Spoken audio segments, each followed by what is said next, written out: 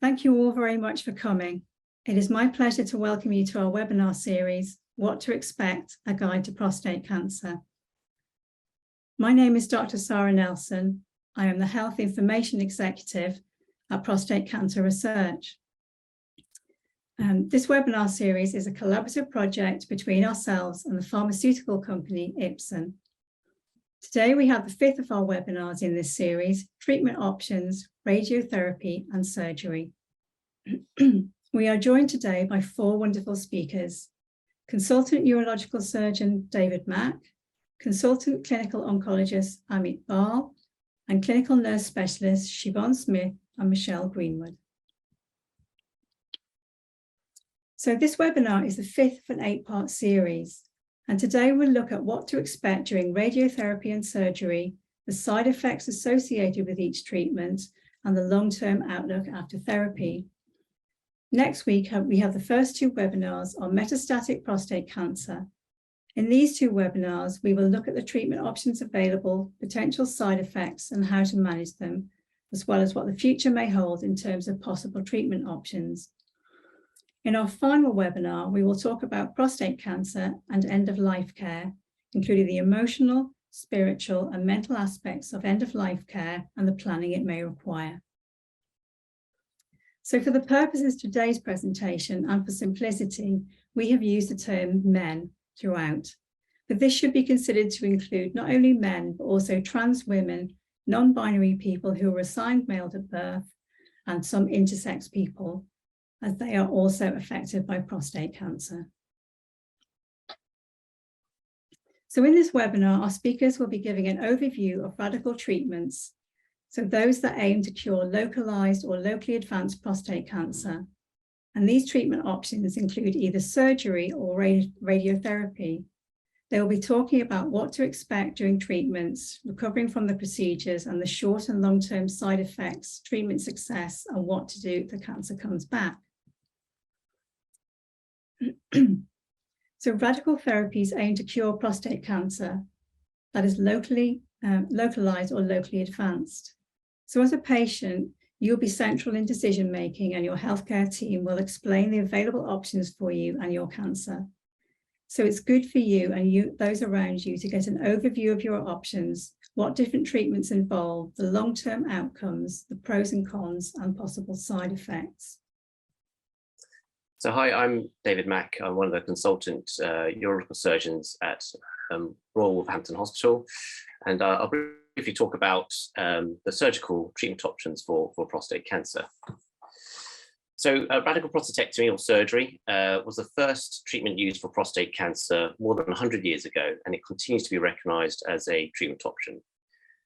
Surgery involves the complete removal of the prostate gland as well as the seminal vesicles to attempt to cure a person of prostate cancer. The seminal vesicles are two glands that are connected to the prostate, and they produce and store the fluid and semen.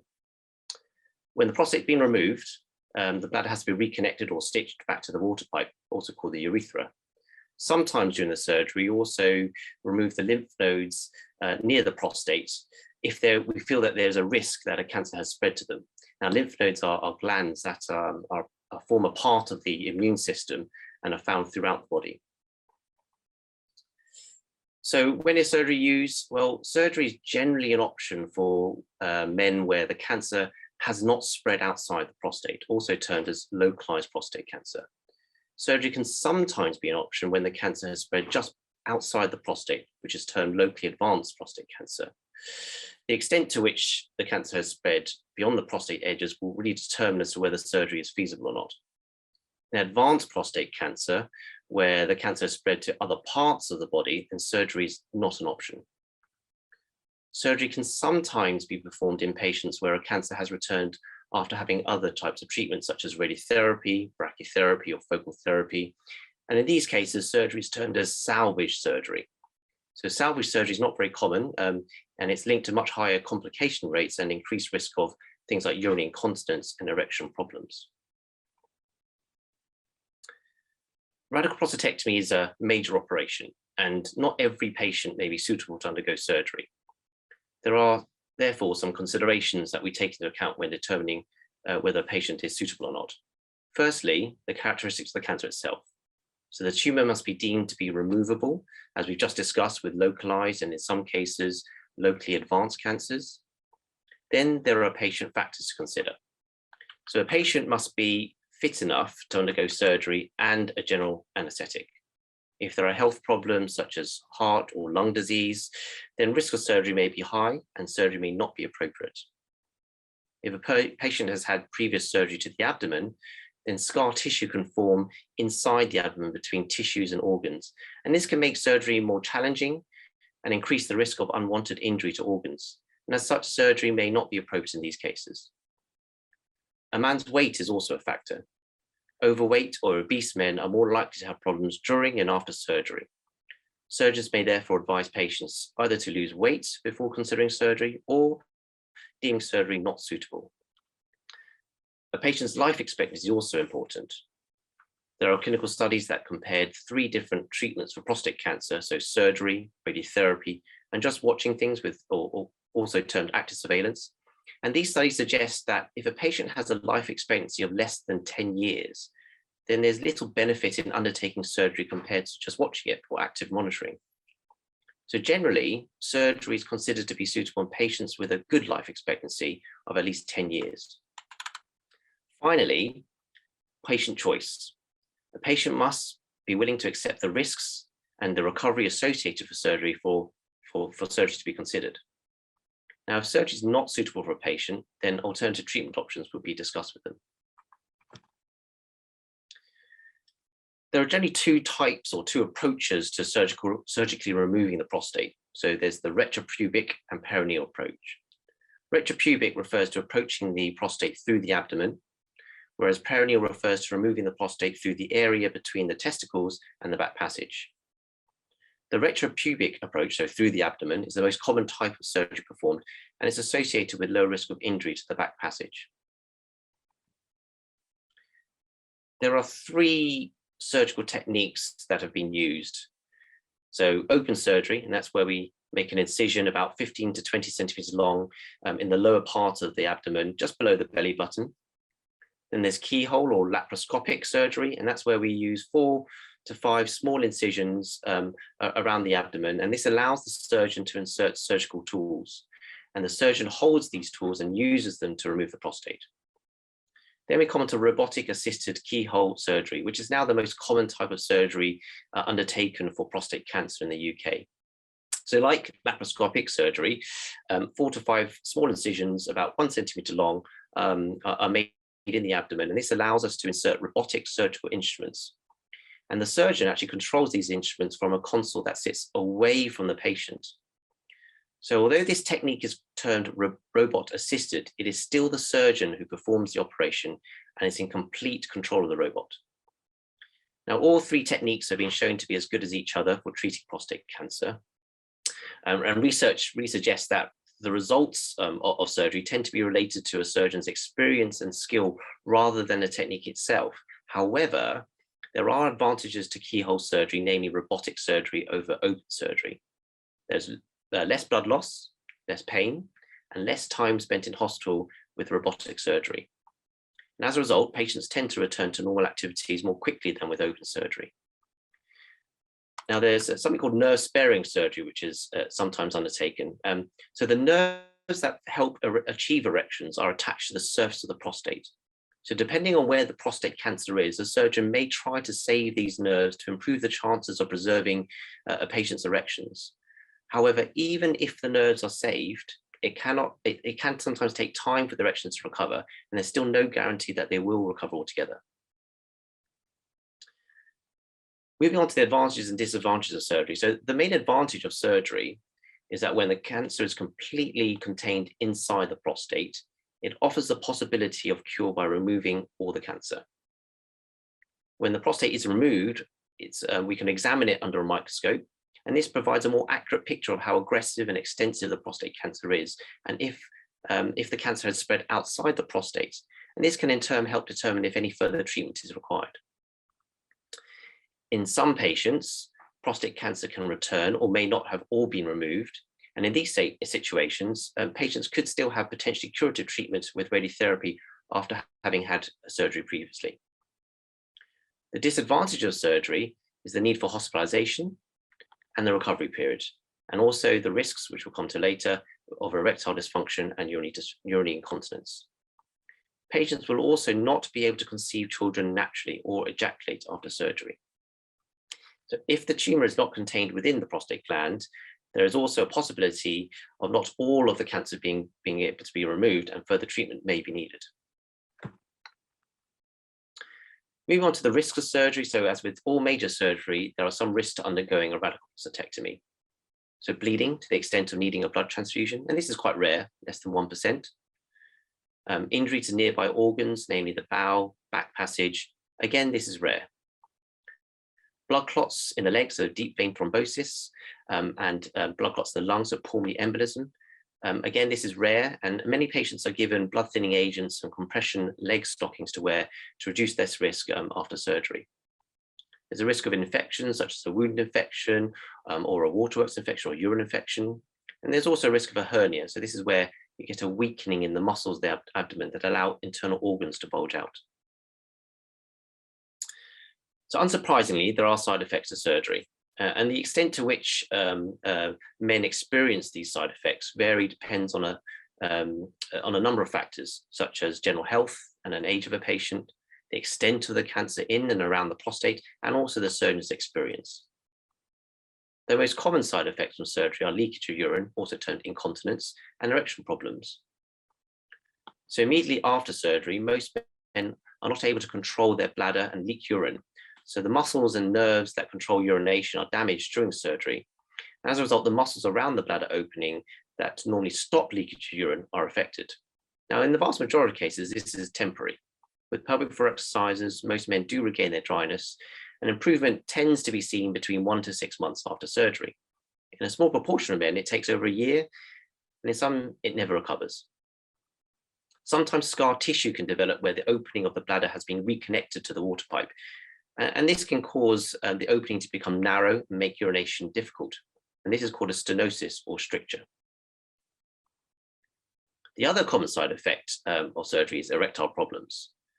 So as the nerves that control erections are damaged during surgery, a lot of men have problems with achieving or maintaining erections after surgery. Some men need to rely on other treatments to help with erections. Nerve-sparing surgery, as we discussed before, can help reduce the chances of erectile problems, but there's still no guarantee, and it can take time, sometimes years, for the erections to return.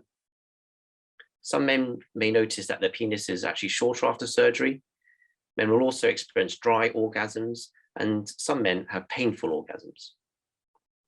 As the prostate is important for fertility, men will not be able to conceive children naturally after surgery. And if this is important to patients, then in some cases, storing sperm before surgery is a possibility. So when it comes to actually going ahead with surgery, so before the operation, patients have a checkup at the hospital, also called a preoperative assessment. This is just to make sure that a patient's fit enough for general anesthetic. Some tests will be done, including blood and urine tests, and also a heart tracing, something called an ECG. After the operation, patients have a tube placed in the water pipe called a catheter, which drains urine into a bag. And this will stay in place between 1 to 2 weeks and helps the connection between the bladder and the opening, so the bladder opening and the water pipe heal up. Sometimes swelling around the testicles and the penis can occur. Patients are given painkillers if required, and also encouraged to mobilize early on, which reduces the risk of blood clots developing. Generally, patients tend to go home within 1 to 2 days with keyhole surgery or robotic surgery. With open surgery, men tend to stay a bit longer. Now, after surgery, patients are usually followed up several weeks with the results, and then they tend to get an appointment every 3 to 6 months for the following 2 years. After 2 years, the interval between the appointments may be extended. And what we're looking for is you monitoring the PSA prostate blood test. And so the PSA blood test should drop down to low levels, such that it's not possible to detect after surgery. If the PSA level rises, then this may suggest that the cancer is still present or returned after surgery. And in such cases, other treatments may be considered, such as radiotherapy. So that's a brief whistle-stop tour of surgery and prostate cancer. Thank you for listening. So I'll now pass over to Dr. Amit Bahl to talk about radiotherapy. Thank you very much. And I think it was such a brilliant summary of how surgery works. We'll now look at the role for radical radiotherapy. So if we can have the next slide, please.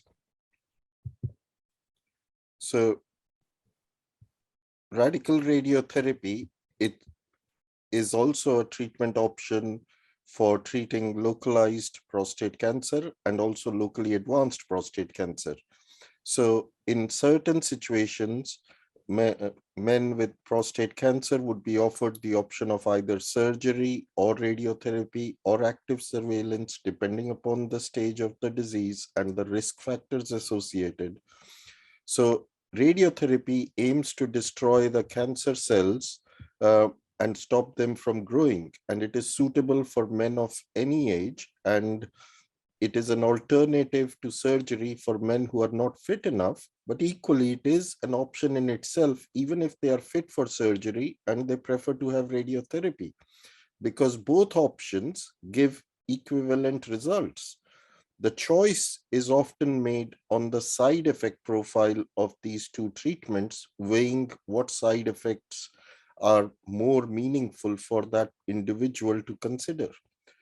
So radiotherapy does not have the same risks as surgery, such as blood clots or blood loss, but equally, it can have some other side effects.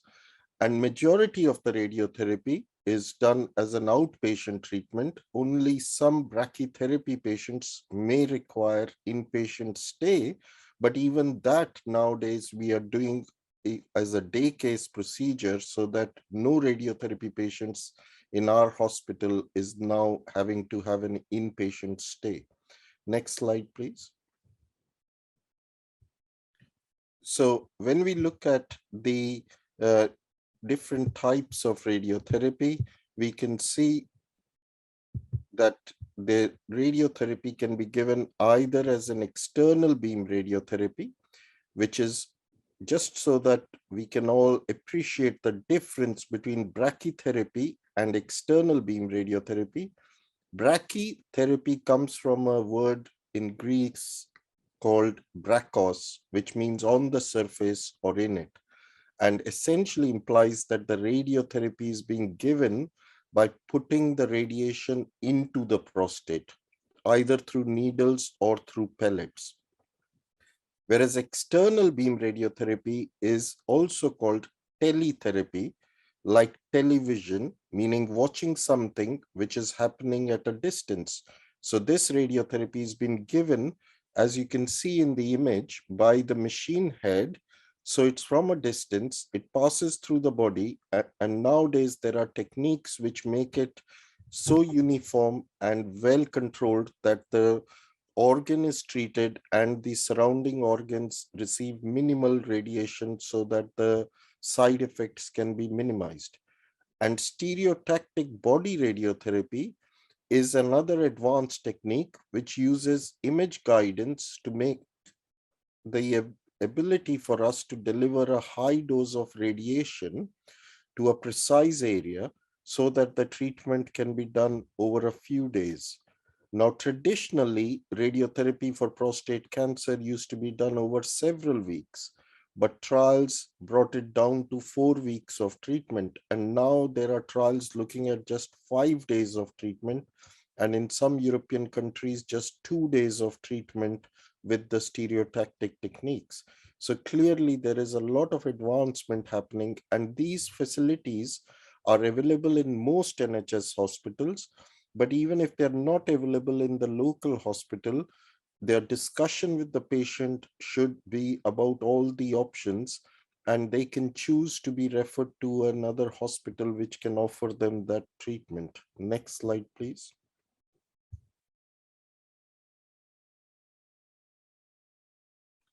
So the radiotherapy basically is done through the use generally of linear accelerators.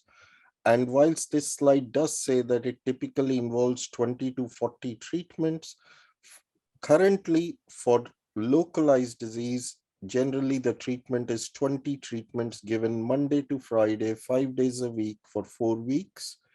But for some higher risk patients, there may be treatments given anywhere between 7 to 7.5 weeks, because one would treat not just the prostate, but the adjacent lymph glands to make sure that the whole area has been covered.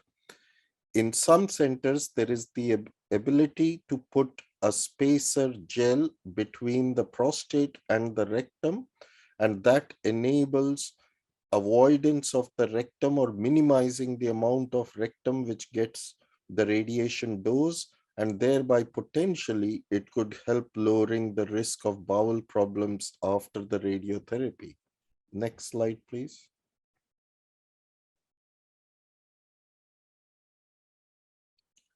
With brachytherapy, there are two types of brachytherapy offered in prostate cancer. One is called low dose rate permanent seed brachytherapy, and the other is high dose rate brachytherapy. Now, it does not mean that high dose rate is better than low dose rate. They both have equal effectiveness. The reason they are termed differently is the amount of radiation that they release over time. So in low dose rate brachytherapy, this iodine seeds are put into the prostate, just like the biopsy was done. Similar to that, the needles are inserted and the seeds are put into the prostate, and they stay permanently in the prostate, giving radiation from inside the prostate gland over a period of time. Whereas in high dose rate brachytherapy, needles are put into the prostate, and into the needles are put this pellet, which has got a high dose of radiation, and it only stays in the needles for a few seconds and then is taken out of those needles. So the overall treatment time itself is very short, but the procedure involves a theater procedure because needles have to be put in, and generally is done under either spinal anesthesia or general anesthesia, mostly spinal anesthetic. And like I've just mentioned at the start, we are now doing this procedure as a day case procedure. So men come in the morning, and we would be doing the theater session between 9 to 11 o'clock. And by 12 o'clock, they would have finished their treatment. And hopefully by 2 o'clock, they can go home. Next slide, please.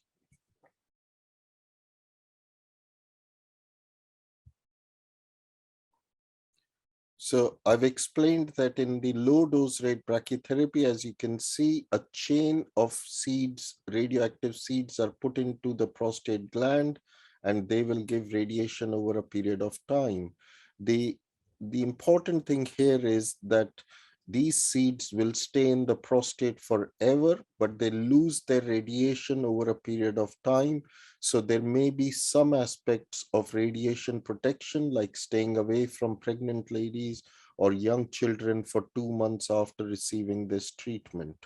Next slide, please.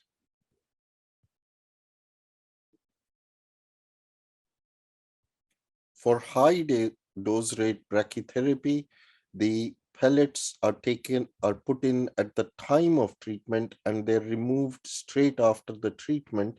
So there is no radiation pellet or radioactive pellet that stays inside the prostate after the treatment is over. And therefore, there is no radioactivity after the treatment has been done regarding any precautions to take. Now, high dose rate brachytherapy can be used in conjunction with external beam radiotherapy for patients with higher risk prostate cancer, and it can be used on its own for patients with low risk or intermediate risk prostate cancer. Next slide, please.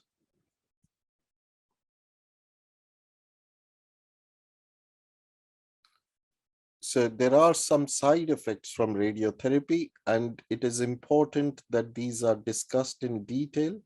Generally, the initial weeks of radiotherapy, the patients cope very well with the radiation. But if they're having external beam radiotherapy over a 4-week period, then towards the end of the 2nd week or the beginning of the 3rd week, they start noticing increasing tiredness, some soreness in the area being treated, increased urinary frequency, and waking up more frequently at night, and some burning sensation when they go to pass urine.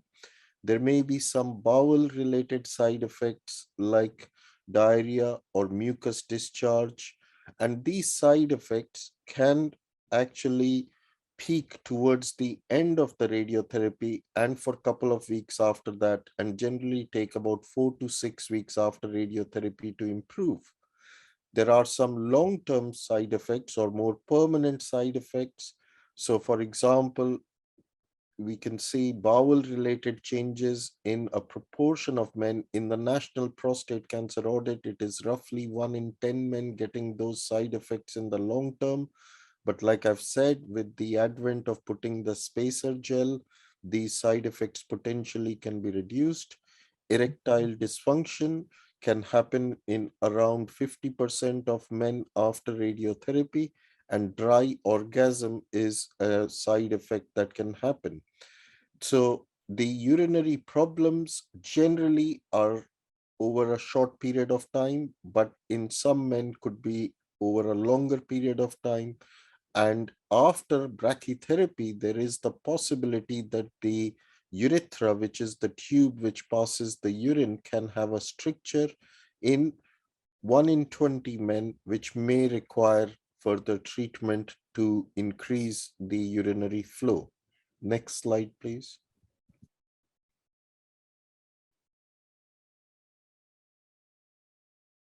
So what happens after radiotherapy treatment is that generally during the radiotherapy treatment, there will be on-treatment reviews. And after finishing radiotherapy, generally in most hospitals, about 6 to 8 weeks after that, the patient would be seen in the clinic for follow-up, and they would have had a PSA test done prior to that, and side effects should have improved from the acute toxicity of radiotherapy. And if there are any longer term side effects, then they can be addressed. Generally, the PSA falls gradually after radiotherapy, but in some cases, hormone therapy is used with the radiotherapy, and that would mean the PSA falls much more faster in these men. And then it is measured every 3 months, initially similar to surgery for the first couple of years. And if everything stays well, then the period can be extended regarding the PSA tests after that. So depending upon how the risk of the cancer has been assessed, the hormone therapy duration can be 6 months or up to 36 months based on the risk categorization of the cancer. Next slide, please.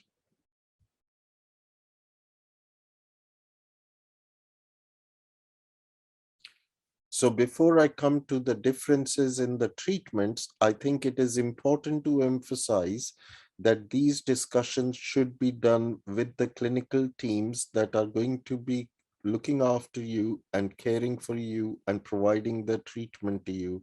Because whilst these numbers are numbers from the literature regarding the potential for side effects, however, it is important to know what the experience of the local team which is providing the treatment is. And generally, the bowel related side effects are less after surgery compared to radiotherapy, but the bladder control and sexual function may be better after radiotherapy than prostate surgery. However, it is important to have these discussions with your teams, because it is important to know whether if surgery is going to be done, then is nerve sparing an option, and is it an option for bilateral nerve spare or unilateral, meaning both sides can be spared, or can only one side be spared? And equally, if radiotherapy is being given, then would it be given with hormone therapy, and what is the duration of that hormone therapy? Because the hormone therapy in itself can cause erectile dysfunction. So these factors need to be discussed in detail before making the treatment choice.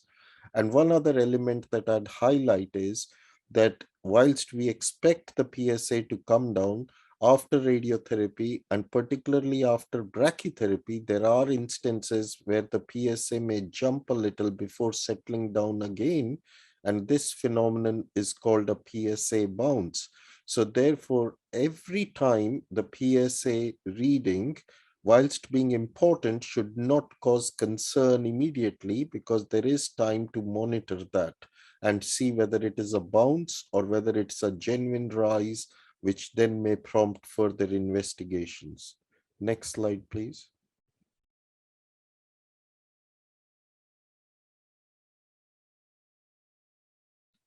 So I think it is important that we look at the longer term outlook after radical treatment. And I'm really pleased to invite my colleagues, Michelle and Shievon, because I think the nurse specialists really provide the absolute support that is required for patients going through this treatment. So thank you very much. Hi, thank you very much for that kind introduction, Dr. Bahl. I'm Michelle, this is Shiv. Hi, I'm Shiv. And we're just going to talk to you about what to expect really after your radical treatment. So next slide, please.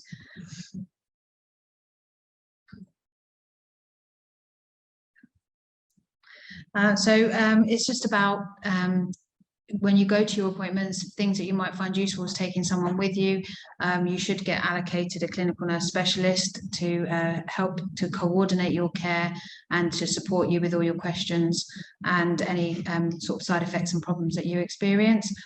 We always find that using Prostate Cancer UK pamphlets, leaflets, information online, kind of like resources, very useful and very informative, and you know that information is clinically verified as well. Next slide, please.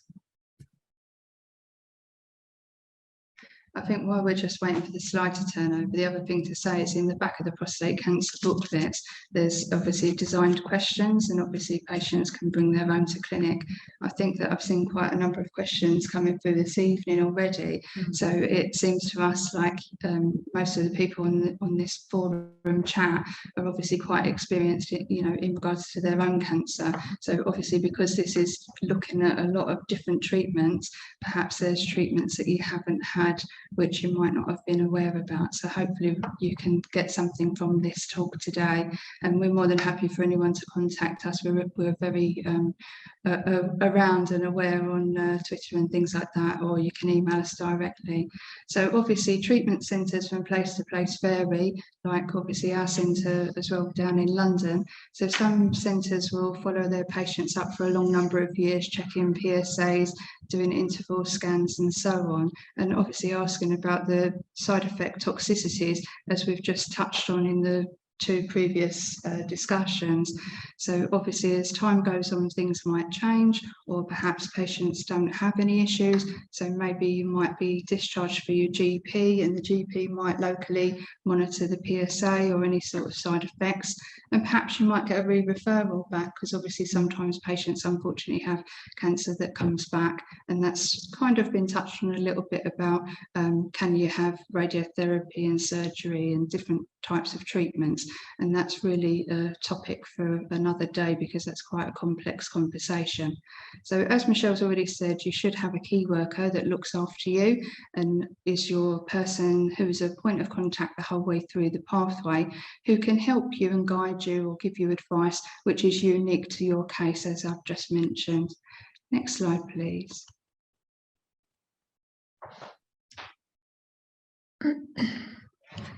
Thank you. So whether you've had a prostatectomy or radiotherapy, you will have side effects. Some of those side effects do improve over time, but others are more long-term or permanent. Some of the side effects are manageable or treatable, and the healthcare team obviously can advise you on your particular case, but we're going to kind of talk a bit generally about some of those things now. Some of the permanent things like infertility have been touched upon as well, but in our centre we offer semen preservation, sperm storage until the age of 55. Obviously there are other things to consider, whether you already have a family, you know, would you be entitled to The IVF. IVF treatments, yeah, and fertility treatments, because those are restricted, unfortunately, on the NHS, and some people might find that they would have to pay for that. And similarly, you can have semen preservation after the age of 55, but again, you would probably have to pay for that as if you were a private patient, and that's to do with funding.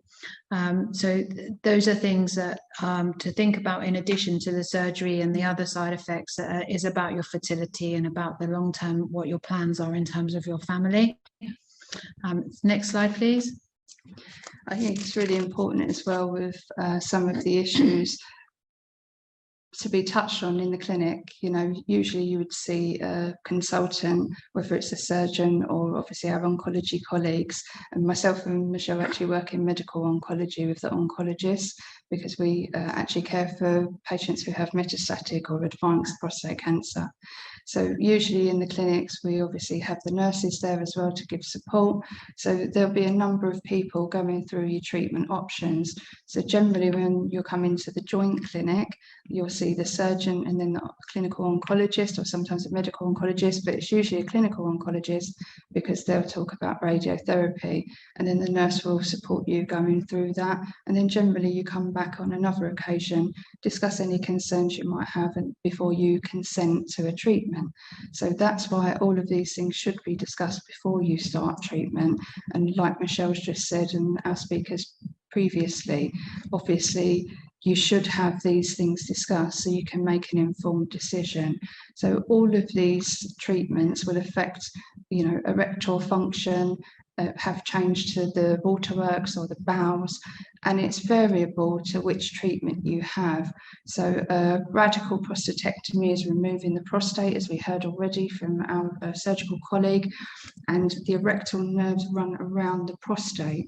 So at the time of nerve sparing surgery, the surgeon will obviously peel those nerves away, and it will take a period of time for those nerves to settle down, because they may well be quite bruised or damaged or severed even, and those nerves will need to regrow.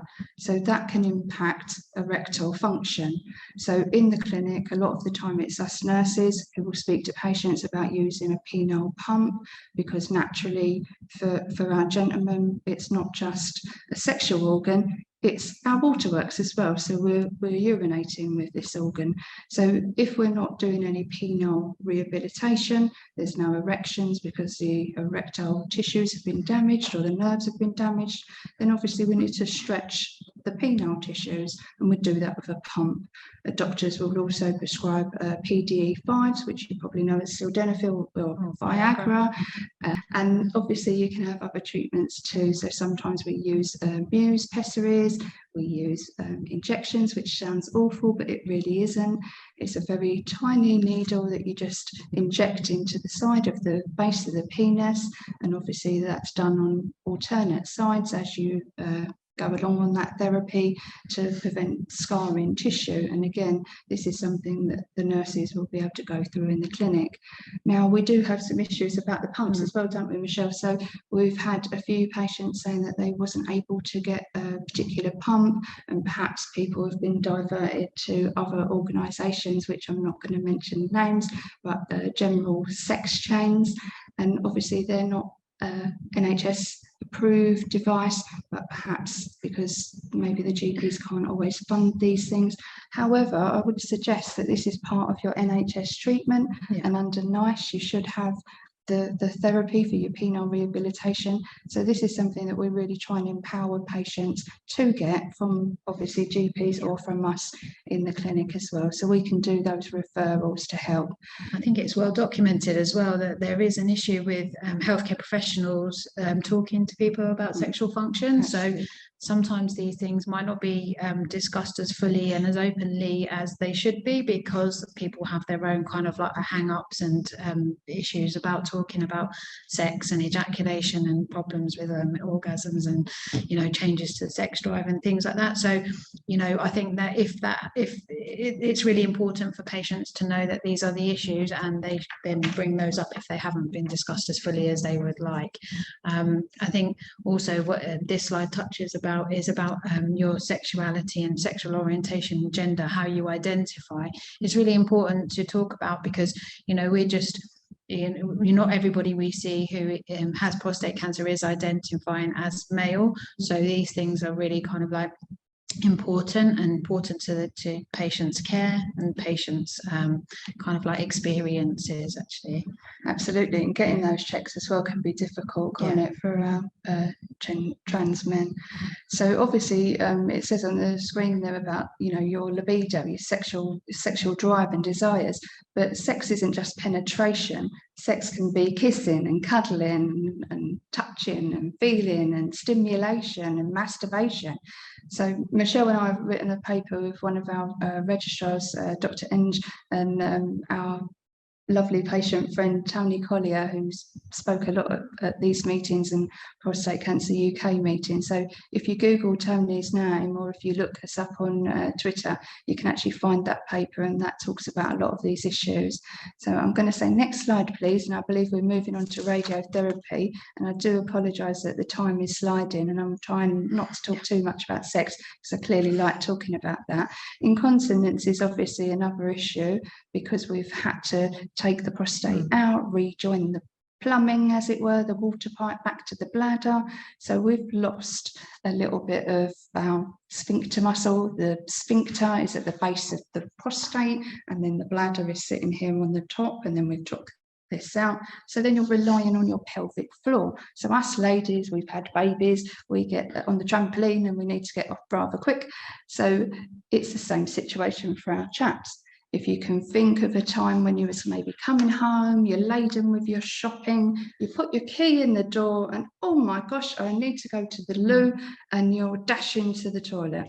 This is your pelvic floor. This is the muscle you need to work. Now, there's plenty of sheets online for Prostate Cancer UK, really good support. You can get the packs, they give you pads as well as a little trial. And I appreciate that, as Michelle was saying, a lot of this is postcode lottery because there really are problems with getting incontinence pads. And obviously a lot of that is funded, isn't it, by patients directly. There is help in the clinics. If you are leaking a lot and it's not improving, there's facilities with physiotherapists where they can really work with the pelvic floor if that's not coming along with the specialist nurses that you might well be seeing.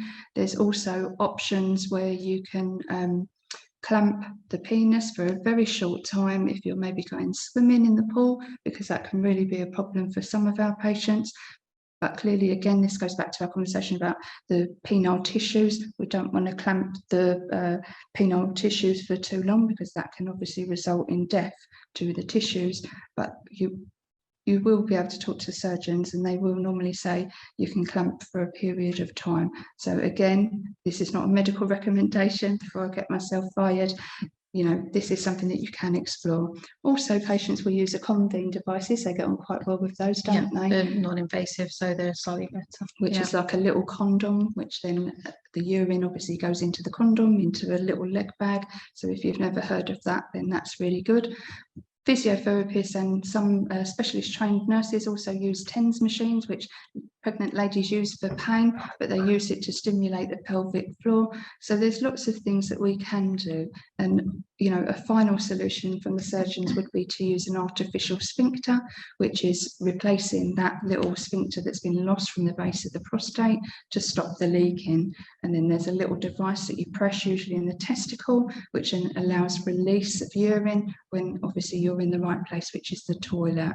But I think it's important to talk about it though, because I think some people hide urinary incontinence and things like that and think, oh, maybe it'll just go away or I'll deal with it myself. So obviously that's really important to talk to your clinical team about as well.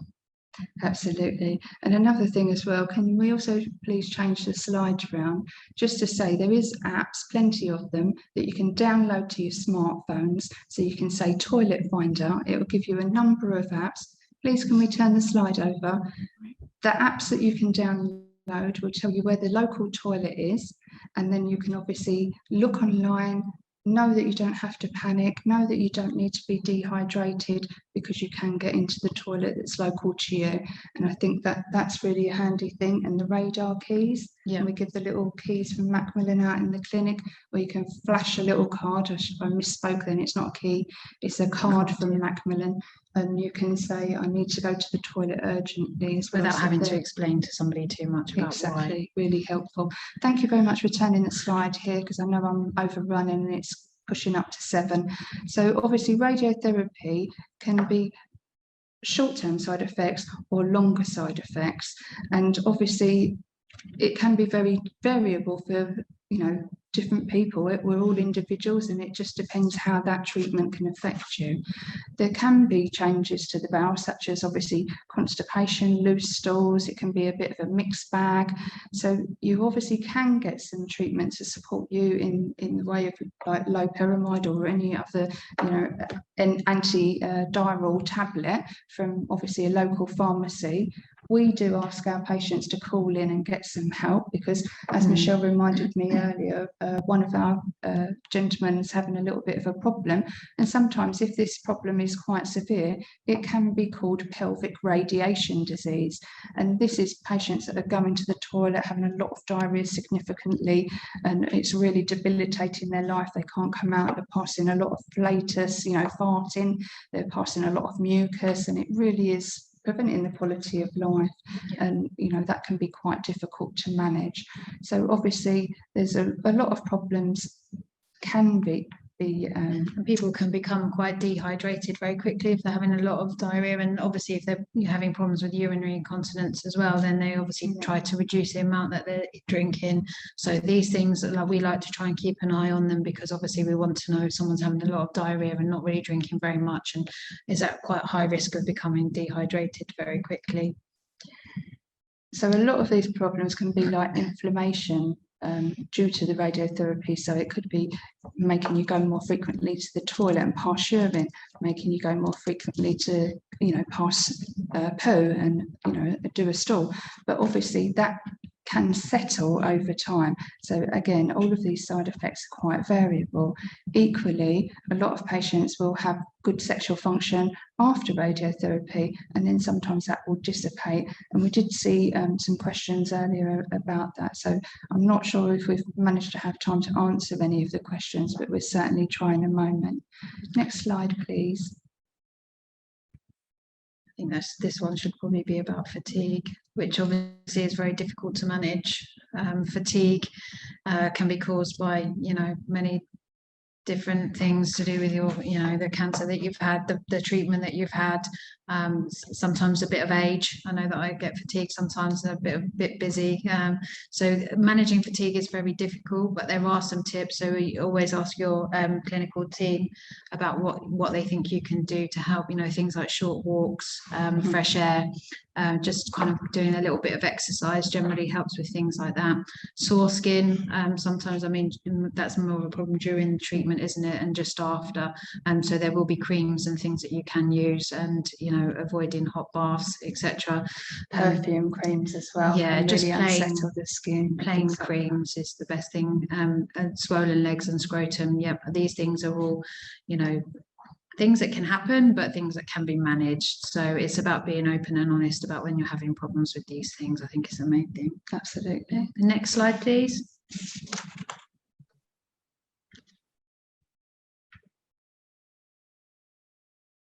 Not sure if we're stuck. Yeah.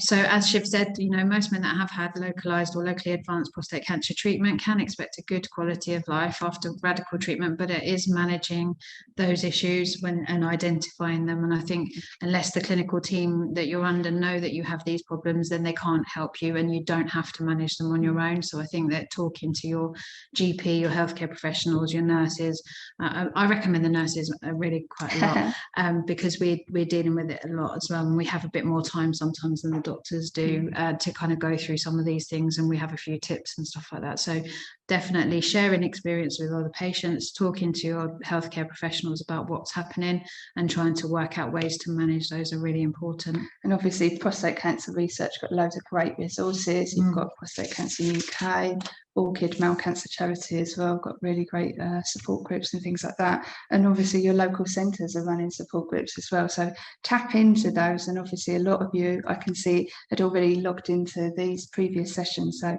hopefully you've got some benefit from the prostate cancer research sessions.